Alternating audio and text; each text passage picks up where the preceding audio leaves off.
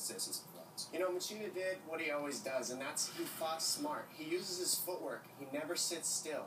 And at the same time, like I said, the biggest weapons in this fight, in my opinion, were his left hand and also the left knee up the middle. And the reason is, if you try to run in on him, you run into him, so you don't want to get in the pocket with him. But he throws a high kick if you stay on the outside, and he can move his feet. So between those three techniques, you can't do nothing to Machida from the outside or the inside. Well, the biggest thing I looked at was, hey, how does he look in his second fight in the middleweight division? He settled into the weight class. He looked very good. The biggest thing I think everybody picked up was the speed and the quickness of Machida at this weight class.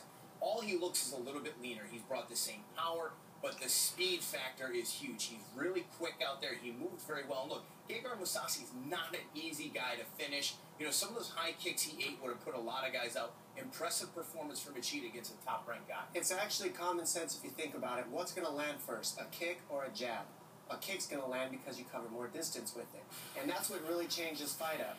Mousasi couldn't land his jab because Machida was landing the kick first. At the same time, as a southpaw being Machida, you also shut down the jab of a conventional striker being Mousasi.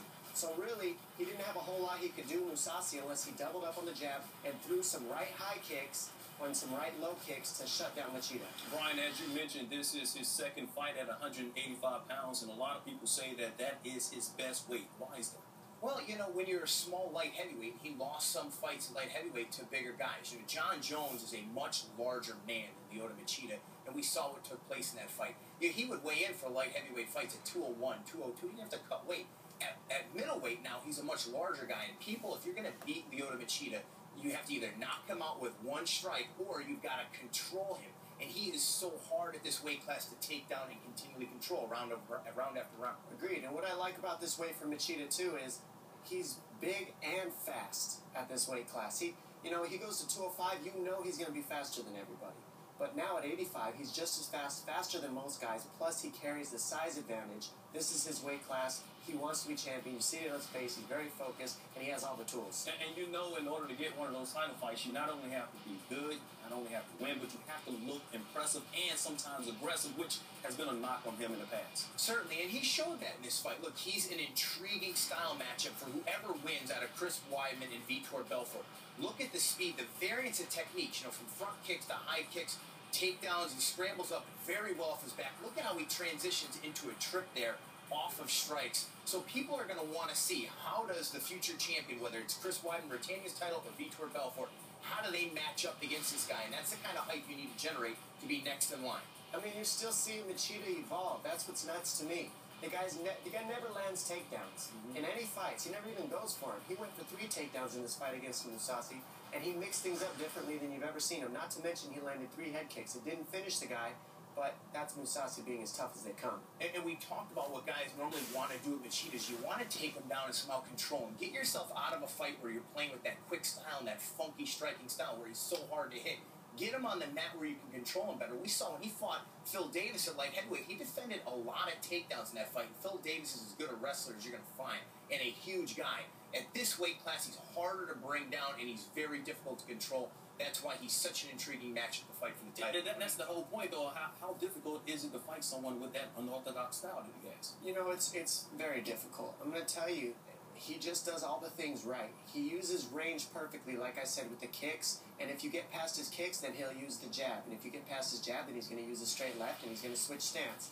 Not to mention the fact that with his takedown defense, even if you do get in on his hips and put him on his butt, he's got enough scramble ability to not just go on his back and look for a submission. He's going to try to scramble back to his feet. That's scary for a guy with a black belt, because most of the time, if you get threatened on a takedown, you give up the takedown, go into guard mode to be offensive from your back. Machida's not doing that. He's now standing up and being more threatening. Yeah, Machida has a sumo background. He's also a black belt in Brazilian Jiu-Jitsu. He's fantastic on the mat. And the other thing that makes him so difficult to fight is that you're not going to find guys in your gym or your training camp that fight like Machida.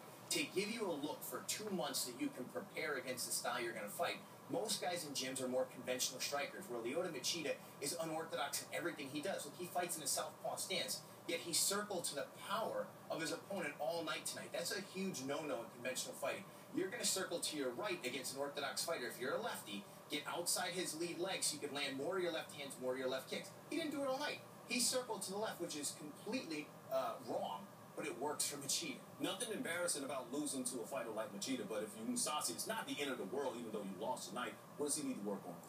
You know, in my opinion, he needed to come out, he needed to throw a lot more feints and a lot more movement. He stayed right in front of Machida and allowed Machida to play his game. You've got to feint an awful lot at Machida.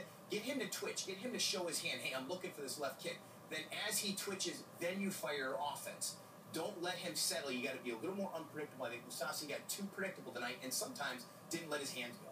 You know, I like what you're saying, Stan. And one of the biggest things that Machida did in this fight was he controlled the amount of damage he took just with what you said, moving towards the power hand. Now, that sounds nuts unless you're Machida, because he counters the right hand of a conventional stance opponent by moving left. He waits for you to throw the right, and then he goes to the outside of it and counters over the top, which means you're going to shut down the power punch of your opponent every single time. So the former UFC light heavyweight champion, now 2-0 as a middleweight. We'll talk a little bit later on the show whether or not he deserves to get a title shot.